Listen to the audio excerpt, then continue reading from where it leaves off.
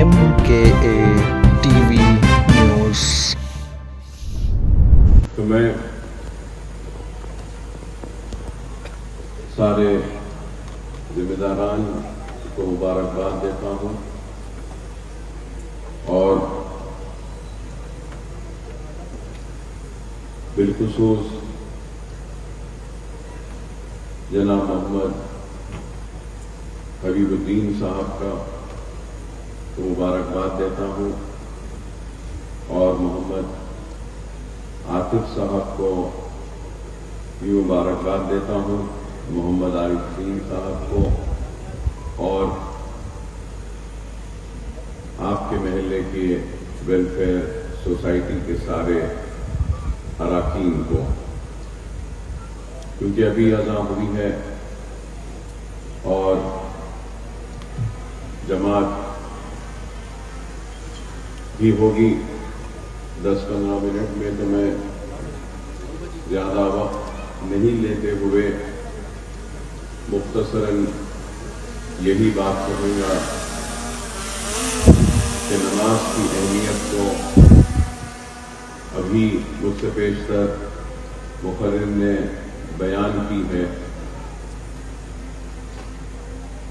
تو میں یہاں بیٹھے ننھے بچوں سے کہوں گا کہ نماز اللہ سے کمیونیکیٹ کرنے کا ایک ذریعہ ہے، اور نماز کی اہمیت کے بارے میں ابھی مجھ سے بیشتر مقرر نے بیان کیے۔ بہت نوجوانوں میں موجودہ دور میں ایک خواہش ہے کہ ہم خوبصورت دکھیں، ہم حسین دکھیں، تو میں اگر غلط نہ ہوں، اگر غلط کہہ رہا ہوں تو ضرور علماء مجھے ٹوک سکتے ہیں، لیکن وہ شخص جو فجر کی نماز پابندی سے پڑھتا ہے خود بخود حسن اس میں پیدا ہو جاتا ہے، اور نماز کی اہمیت کو آپ کو ہم کو سمجھنا ہوگا۔ اور آج اگر نوجوان بے راہ روی کی زندگی گزار رہے ہیں، اگر ان کو راہ راست پر لانا ہے، تو اگر وہ نماز کے پابند بن جائے تو میں سمجھتا ہوں کہ بے راہ روی کی زندگی خود بخود ترک ہو جائے گی اور زندگی میں ایک سمجھداری ضرور آ جائے گی۔ اور آج جو بھی حالات ہیں وہ بھی آپ کے سامنے ہیں کہ کیا خوب کسی شاعر نے کہا تھا، مسجد تو بنا دی شب بھر میں ایمان کے حرارت والوں نے، لیکن ہم کو اپنی مساجدوں کو آباد رکھنا ہوگا، اور مساجدیں آباد رہیں گی تو کوئی ان مساجد پر نظر ڈالنے کی کوشش نہیں کرے گا۔ ویران مساجد اغیار کی اور دشمنوں کی نظر میں آ جاتے ہیں، اور آباد مساجد وہ محلے جن محلوں کی مساجدیں آباد رہتی ہیں، وہ محلے جات میں رہنے بسنے والے لوگ کبھی پریشانی یا مصیبت کا شکار نہیں ہوتے، کیونکہ وہ اللہ کے گھر جن کو محلے والوں نے آباد کیا، اللہ ان محلے میں رہنے والے لوگوں کے گھروں کو بھی آباد رکھتا ہے اور کبھی بھی ان پر مصیبت آنے نہیں دیتا۔ تو آپ کو، ہم کو، سب کو، نوجوانوں کو یہ ترغیب دینی ہے کہ ہم نماز کے پابند بنے، اور نہ صرف نماز کے پابند بنے بلکہ اپنی مساجدوں کو آباد رکھیں۔ اور آنے والے ایک مہینے میں، آئندہ مہینے میں رمضان کا آغاز ہوگا، تو ہم دیکھتے ہیں کہ ماہ رمضان میں مساجدوں میں صفیں بڑھ جاتی ہیں، لیکن جیسے ہی عید کا چاند کا اعلان ہوتا ہے اور عید کی نماز ادا کی جاتی ہے تو اس کے بعد پھر سے صفوں میں کمی آ جاتی ہے۔ تو ہم کو نمازوں کے پابند اور مساجدوں میں جا کر باجماعت نماز جس طریقے سے ماہ رمضان میں ادا کرتے ہیں، اسی طریقے سے ماہ رمضان کے بعد بھی ہم کو مساجدوں میں جا کر بانماز جماعت کے ساتھ ادا کرنا چاہیے، اور زندگی کے ہر حالات کا اگر ہم مقابلہ کر سکتے ہیں تو ہم دین اسلام پہ مضبوطی سے قائم رہ کر حالات کا مقابلہ کر سکتے ہیں۔ کئی لوگ اللہ کی آزمائش میں، پریشانیوں میں اللہ سے ناراض ہو جاتے ہیں، تو اللہ سبحانہ و تعالیٰ قرآن میں ارشاد فرما رہا ہے کہ میری آزمائش میں جو مجھ سے ناراض ہو جائے گا تو میں بھی اس سے ناراض ہو جاؤں گا، اور میری اس آزمائش میں جو میرا شکر ادا کرے گا تو میں اس سے خوش ہوں گا۔ تو اللہ کی آزمائش کئی شکلوں میں آتی ہے، اور اللہ کی آزمائش میں ہم کو پریشان ہونا نہیں ہے بلکہ سجدے میں گر کے اللہ کی اس آزمائش میں اللہ کا شکر بجا لانا ہے، تو اللہ آپ سے خوش ہوگا۔ اور اللہ کی آزمائش میں ہم کو مایوس ہونا نہیں ہے، کیونکہ رسول اللہ صلی اللہ علیہ وسلم کے حدیث شریف ہے کہ مایوسی کفر کی نشانی ہے۔ مایوس نہیں ہونا، وہ قوم جو حالات کے سامنے اپنے آپ کو یا اپنے گھٹنوں کو ٹیک دیتی ہے، تو وہ قوم کبھی بھی سرخرو نہیں ہوتی۔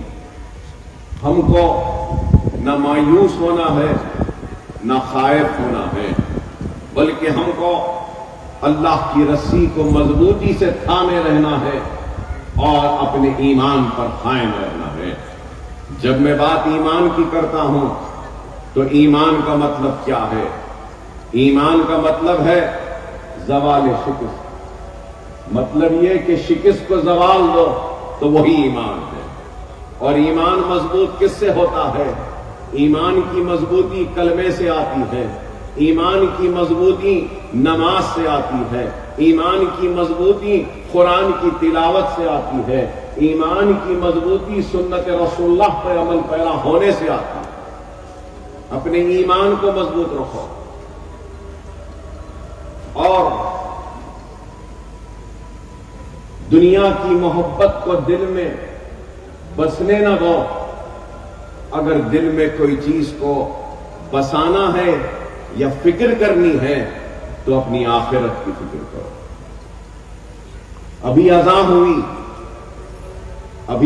ہوئی تو میں یہ بھی ضرور کہنا چاہوں گا کہ اگر آپ کے محلے کے ایک گھر میں اگر کسی کی پیدائش ہوتی ہے تو پیدا ہونے پر کان میں اذان دی جاتی ہے، اور آپ کے محلے کے گھر میں کسی گھر میں موت واقع ہو جاتی ہے تو نماز جنازہ کی اذان نہیں ہوتی۔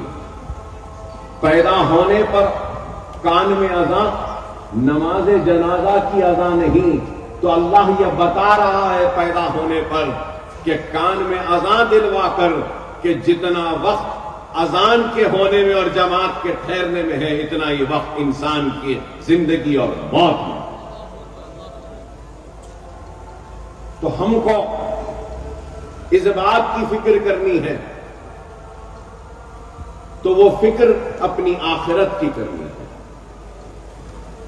ہم کو سب کو اس دنیا سے رخصت ہونا ہے. کسی کو جلدی کسی کو دیر، مگر دنیا میں ہم آئے ہیں تو دنیا سے جانا تو یقینی ہے.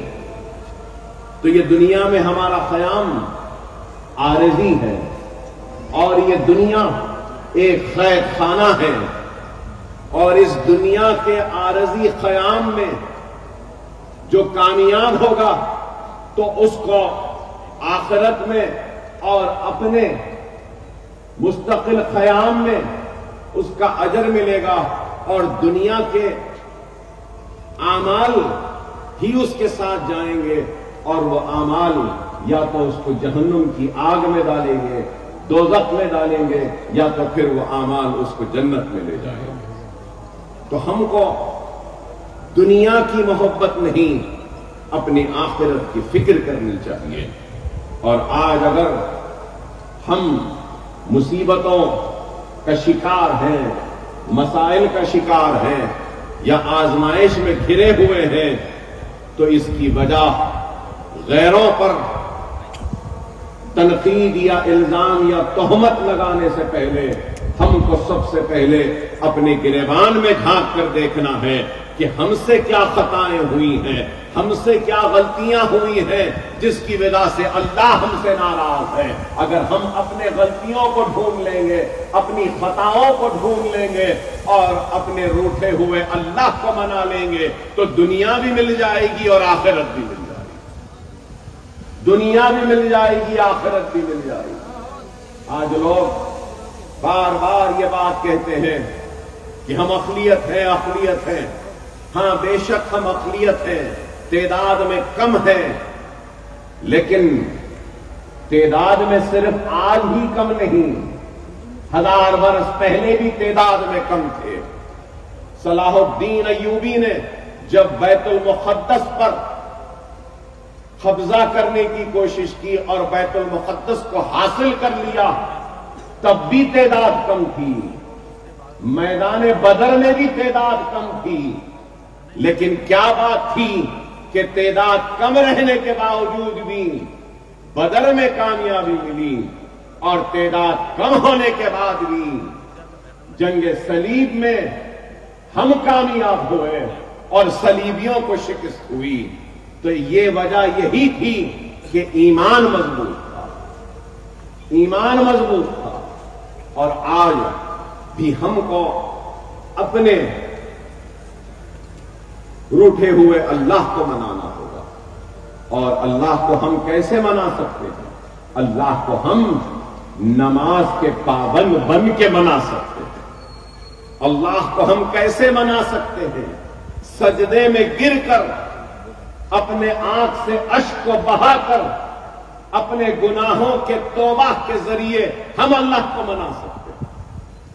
رسول اللہ صلی اللہ علیہ وسلم نے حدیث شریف میں ارشاد فرمایا کہ وہ بندہ جو اپنے گناہوں سے خائف ہو کر، ڈر کر، سجدے میں گر کر، جب گڑ گڑا کر اللہ سے معافی مانگتا ہے تو اللہ سبحانہ و تعالیٰ اس کے گناہوں کو ایسے معاف کر دیتا ہے جیسے کہ وہ ابھی ابھی اپنے ماں کے کوکھ سے نکل کر دنیا میں قدم رکھا. تو ہم کو اور آپ کو اس بات کو سمجھنا ہوگا. ہاں ہم انسان ہیں، غلطیوں کا پہاڑ ہے، ہم انسان ہیں، گنہگار ہیں، لیکن اس بات کو ہم کو سمجھنا ہوگا کہ اللہ رحمان و رحیم ہے. اللہ معافی مانگنے والوں کو پسند کرتا ہے. خوف خدا ہے.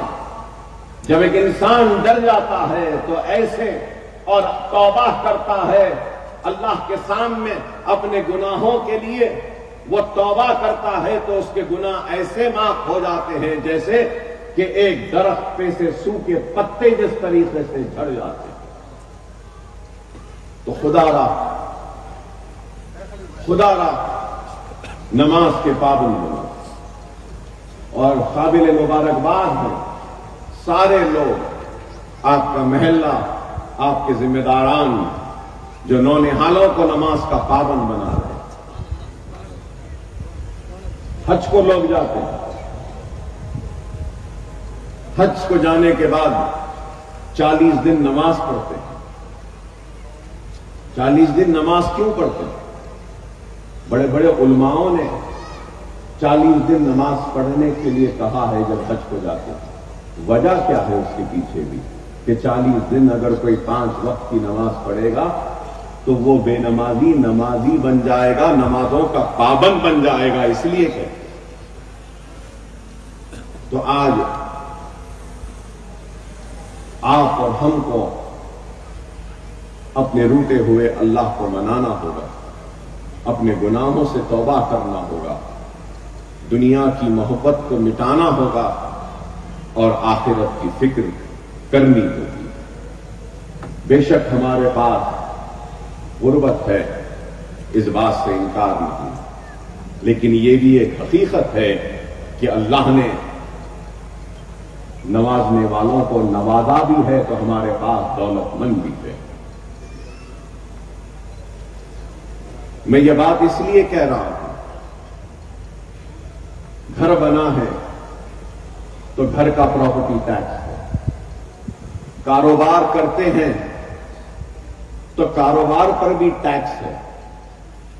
کئی قسم کے ٹیکس ہیں، property tax, sale tax, service tax, پھر جی ایس ٹی نیا آ گیا، کئی ٹیکسز ہیں.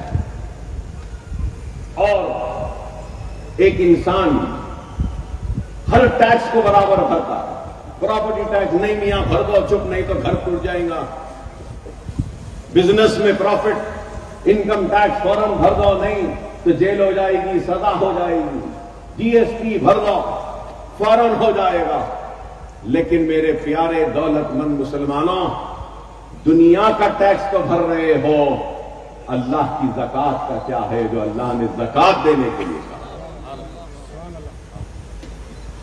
آج ہمارے پاس دولت مند بھی ہیں، اگر مسلمان برابر سے زکوٰۃ نکال لے تو کسی مسلمان غریب کو کسی کے سامنے ہاتھ پھیلانے کی ضرورت نہیں ہوتی. برابر سے زکوٰۃ نکال. اگر میں غلط ہوں تو مجھے ٹوکیں کہ ایک وقت تھا بغداد کی گلیوں میں مسلمان بنڈیوں پر اپنی زکوٰۃ کو لے کر جاتے اور پکارتے پھرتے کہ ہے کوئی زکوٰۃ لینے والا تو لے لے، ہے کوئی زکوٰۃ لینے والا تو لے لے. یہ بھی دور تھا اسلام میں. اور آج ہم مسلمان برابر سے اپنی زکوٰۃ نکال لیں تو ہم کئی مسلمان پریشان حال بھائیوں اور بہنوں کی مدد کر سکتے ہیں. ہم کو کسی کے سامنے ہاتھ پھیلانے کی ضرورت نہیں ہے. میں آج سے قریب 30 برس 25 برس پہلے سے مسلسل اپنے جلسوں میں ایک بات کہتا تھا اور وہ بات یہی رہتی تھی. ہاں ابھی خطاب بہت کم کر رہا ہوں تو شاید لوگوں کو یاد نہیں، لیکن جو بزرگ ہیں ان کو ضرور یاد ہوگا. میں اپنے ہر جلسے میں یہ درخواست و التماس و التجا کرتا تھا سننے والے لوگوں سے کہ اپنے محلے کی مساجد میں ایک ڈبہ رکھ دو. کئی لوگوں کو کئی چیزوں کا شوق ہوتا ہے، کسی کو چائے کا شوق تو کسی کو پان کا شوق. بہت سے نوجوان ایسے ہیں جن کو ویڈیو گیمز کھیلنے کا شوق، تو کئی ایسے نوجوان ہیں جن کو کچھ دیکھنے کا شوق. بعض ایسے نوجوان بھی ہیں جن کو سگریٹ نوشی کا شوق. دن میں 2 سے 4 چائے پیتے ہیں، کم از کم آدھی ڈبی یا 1 ڈبی سگریٹ پیتے ہیں. یا ہفتے میں ایک سینما بھی کوئی دیکھ لیتے ہیں. اگر ہم سب مسلمان، وہ چائے پینے والا مسلمان یا دوسرا مسلمان، اپنے روز مرہ کی اپنے خواہش اپنے اوپر صرف کرنے والے پیسے میں سے اگر 1 روپیہ نکال لے، 1 روپیہ میں کہہ رہا ہوں، زیادہ نہیں، چائے 10 روپے میں اب ہے، تو بھائی آپ دن میں 2 سے 3 چائے تو پیتے ہیں جس کو چائے کا شوق ہے. تو میں آپ سے یہ نہیں کہہ رہا ہوں کہ 2 سے 3 چائے ترک کر دیجئے، میں یہی کہہ رہا ہوں وہ 2 یا 3 چائے میں سے 1 روپیہ نکال کر اپنے محلے کی مسجد میں ڈال دو. اگر 25 آپ سوچو، اگر محلے کے 30 نوجوان روزانہ 30 روپیہ ڈالیں گے تو مہینے کے ختم پہ کتنے ہو گئے؟ آپ خود اندازہ لگا لو. سال میں کتنے ہو گئے؟ سال میں کتنے ہو گئے؟ اگر 100 لوگ بھی ڈالیں گے روزانہ 1 روپیہ تو دن کو 100 روپیہ، پھر مہینے کا قریب 3000 روپیہ، سال کا 36,000 روپیہ. تو آپ اندازہ لگاؤ، صرف 100 لوگ اگر ہماری آبادی کتنی ہے؟ ہزاروں لاکھوں میں ہماری آبادی ہے.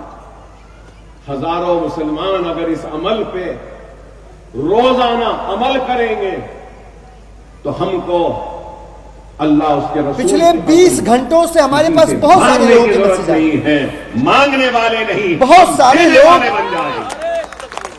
یہ کہہ رہے ہیں کہ دلیپ جی اس فکر کو اب جبکہ آپ لوگ ایک ساتھ ہو گئے، ہم کو پیدا کرنا، بھاجپا اس کو برداشت نہیں کرے گی. فکر کو وہ اروند کیجریوال جی کو گرفتار کرنے کے لیے مہا شڈینتر رچے گی، اور اس سے بچنے کا ایک ہی طریقہ ہے لیکن یہ بات کہ آپ انڈیا الائنس سے باہر ہیں.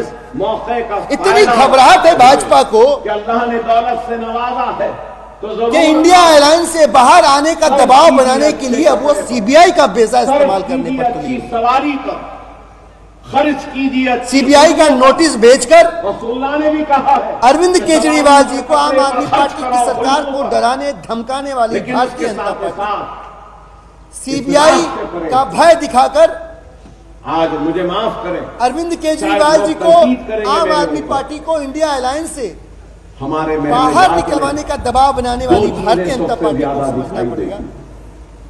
ایک ہوٹل کہ چاہے بھلے دوسرا شادی خانہ، دیش کی سبھی سنویدھانک سنستھاؤں کی انہوں نے میں کسی کھچیاں کے رکھی ہوں، شادی کے چاہے بھلے پر ای ڈی سی روک بی آئی نہیں کا لگانا استعمال چاہتا، اپنے پولیٹیکل فرنٹل مگر مجھے آرگنیشن کی طرح کر رہے ہوں. افسوس ہوتا ہے یہ دیکھ کر عام آدمی کہ جیب پارٹی میں پیسے نہیں ہیں، بھاجپا لیکن اور مطالبے بھاجپا کی ہیں ای ڈی اور سی بی آئی سے بیچارہ ڈرنے والی نہیں بچی ہے. کا باپ قرض لیتا عام ہے، آدمی پارٹی سانچک بھی کرتا انڈیا ہے، الائنس کے مہندی ساتھ بھی مل کرتا کے ہے، انگیجمنٹ بھی کرتا ہے، بھارتیہ جنتا نکاح پارٹی بھی کے کرتا ہے، ولیمہ بھی کا کرتا ہے. سامنا بھی کرے گی اور لوکتانترک اللہ نے طریقے نکاح سے کو آسان بنایا، سی بی آئی کا اور سامنا نکاح کرے کو آسان گی، اس لیے لوکتانترک بنایا طریقے سے بھارتیہ تاکہ جنتا پارٹی کا زنا سے لڑے گی بھی، مشکل ہو، کو سत्ता سے باہر کا راستہ بھی دکھائے گی. لیکن ہم آج بھاجپا نکاح اگر کو سی بی آئی مشکل کا کر بھے دیں، دکھا کے انڈیا الائنس کو توڑنے کی کوشش جس کر رہی ہے، طریقے سے تو یہ سمجھ آج لے بھارتیہ اس جنتا محفل پارٹی کا کے اہتمام لوگ کیا اور گیا، سی بی آئی کے اندر میں بھاجپا پہ کے اپیل اشاروں پر کروں کام گا کرنے والے لوگ کہ آپ لوگ عام آدمی نکاح پارٹی مسجد میں کریں، اس دیش کے عام اپنے لوگوں گھر کی میں پارٹی ایسے مخصوص لوگوں کی کو پارٹی بلا ہے کر کھانا کھلا لیں، جن کا مقصد، جن کا درشن دوسرے دن ولیمہ کٹر ایمانداری ہے، کٹر دیش بھکتی تین ہے دن اور شادی دیش خانے، کی سیوا ہے. کم سے اور کم اگر ایک آپ شادی میں عام میں نے آدمی سمجھتا پارٹی کے ہوں کہ خلاف ہیں تو آپ 1 لاکھ یا 1.5 لاکھ بھاوناؤں کے خلاف ہیں، اس یا دیش کے 50,000 عام لوگوں کے روپے خلاف شادی ہیں، خانے اس کا دیش کم کے از عام کم جنتا کے کرایہ، پھر کھانا، پھر کپڑا، ایک دن 2 دن کے بجائے اگر حیدرآباد کا مسلمان 2 دن کی شادیوں کے بجائے 1 دن کی شادی کر لے گا تو میرا دعویٰ ہے کہ 100 کروڑ ہم بچا سکیں گے اور وہ 100 کروڑ ہم قوم کی خدمت کے لیے، بیواؤں کی مدد کے لیے، یتیموں کے سہارے کے لیے، تعلیم کے لیے ہم خرچ کر سکیں۔ یہ ہے، یہ فکر آنی چاہیے۔ آج ہماری قوم کو، ہماری ملت کو حقیقی معنوں میں اگر کسی چیز کی ضرورت ہے تو وہ اصلاح معاشرہ کی ضرورت ہے۔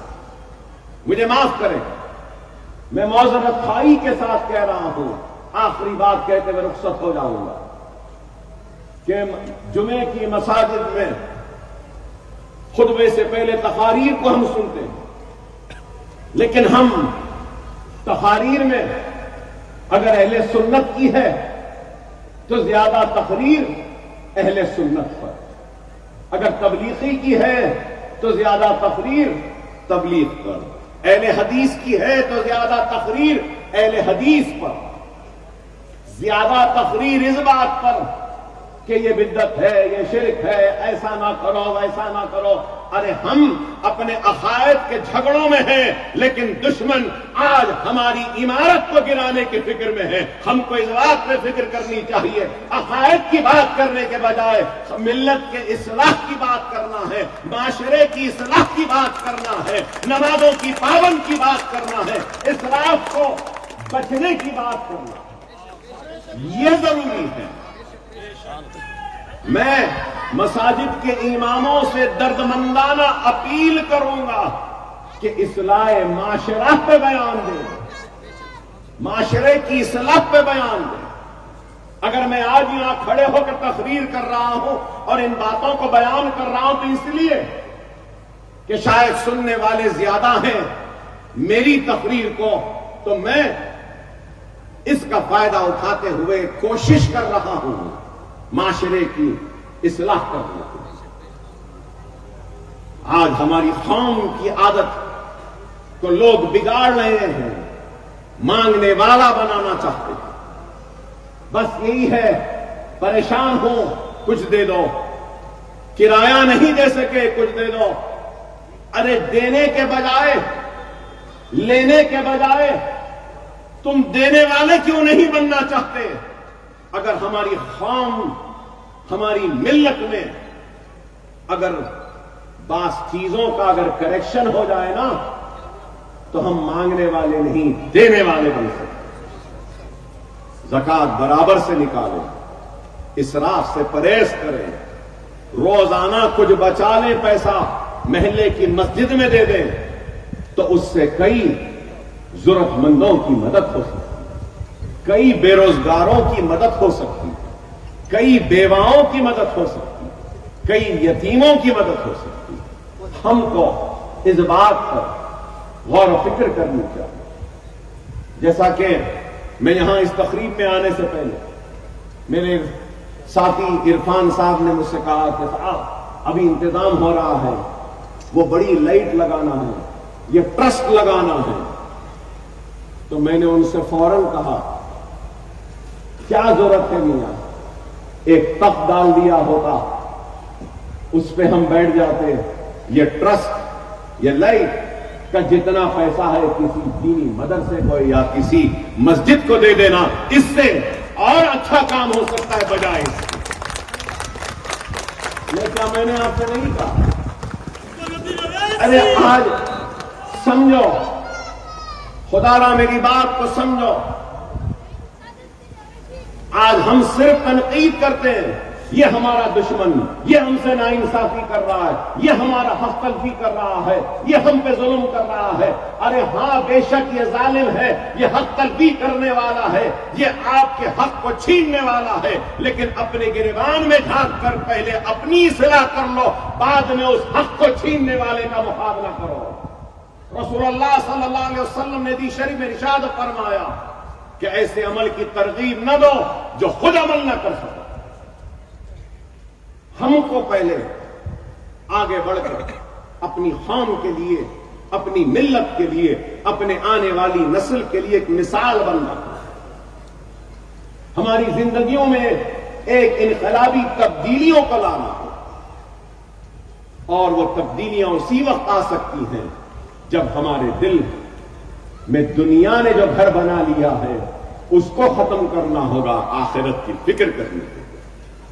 وہ قوم کبھی آگے نہیں بڑھتی جس قوم کو خود کے بدلنے کا احساس نہیں۔ اللہ اس قوم کے مقدر کو نہیں بدلتا جس قوم کو خود کے بدلنے کا احساس نہیں۔ اٹھو میرے پیارے مسلمانوں، منظم ہو جاؤ، متحد ہو جاؤ، اپنی زندگیوں میں انقلابی تبدیلیوں کو لے کر آؤ۔ تنقیدوں اور الزامات کے بجائے ہم کو آگے بڑھ کر کام کرنا ہوگا۔ میں بھی انسان بشر ہوں، ہو سکتا ہے کہ آج کے اس خطاب میں کچھ غلطیاں ہوں، ہو سکتا ہے کہ میری زندگی کے طرز عمل میں کچھ غلطیاں ہوں، ہو سکتا ہے کہ میرے کام کرنے میں کچھ کمزوریاں ہوں، ہو سکتا ہے کہ میرے خدمت کرنے کے جذبے میں کوئی کمی ہو یا کوئی کمزوری ہو، لیکن سوال میری کمزوری، میری خامی کا نہیں ہے، سوال اس بات کا ہے کہ میری نیت کیسی ہے، میری نیت خدمت کی ہے، میرا جذبہ ملت میں ایک انقلابی تبدیلی لانے، اس کو دیکھنا۔ غلطیاں تو نماز میں بھی ہوتی ہیں، غلطیاں تو تلاوت قرآن میں بھی ہوتی ہیں، لیکن اللہ ان نماز میں ہوئی غلطیوں کو بھی معاف کرتا ہے، تلاوت قرآن میں ہوئی غلطیوں کو بھی معاف کرتا ہے۔ کیوں کہ نیت میں ہے، اس کی کوئی غلطیاں کرنے کی نہیں تھی، نیت اس کی پاک تھی، صاف تھی، اللہ کو خوش کرنے کی تھی۔ اس چیز پر ہم کو غور و فکر کرنی ہے۔ میں پھر سے آپ تمام کو مبارکباد دیتا ہوں، اور مجھے خوشی ہے کہ زندگی میں کئی تقاریب میں میں نے شرکت کی، لیکن یہ زندگی کی پہلی ایسی تقریب ہے جس میں میں شریک ہو رہا ہوں، اور میں سمجھوں گا کہ یہ آج کا جو سبق آپ لوگ دے رہے ہیں، یہ سبق ہمارے دوسرے محلے جات تک بھی پہنچے، اور دوسرے بھی اس عمل کو اختیار کرے کہ نونہالوں کو نماز کا پابند بنا۔ اللہ اس کام کو انجام دینے والے لوگوں کو، خدمات کو قبول کرنا۔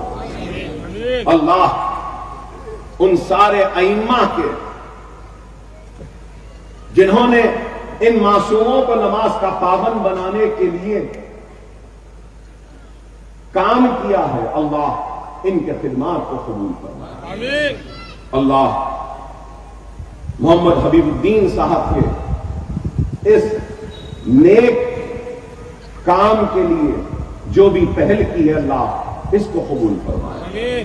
جناب محمد عاطف الدین صاحب کی خدمات کو اللہ قبول فرمائے۔ جناب عارف الدین صاحب کے خدمات کو اللہ قبول فرمائے۔ اللہ آپ کے ویلفیئر سوسائٹی کے سارے اراکین کے اس خدمت کو قبول فرمائے۔ اللہ ہم سب کو نیک بنائے، ہم سب کو ایک بنائے، ہم سب کو نماز کا پابند بنا دے۔ اللہ ہم سب کو قرآن کو پڑھنے کی ہدایت عطا فرمائے۔ اللہ ہم سب کو زندگی میں ایک مرتبہ قرآن ترجمے کے ساتھ پڑھنے کی ہدایت عطا فرمائے۔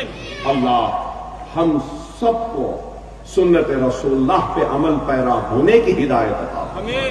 اللہ ہم سب کو بیواؤں اور یتیموں کا سہارا بننے کی اللہ ہم کو ہدایت دے۔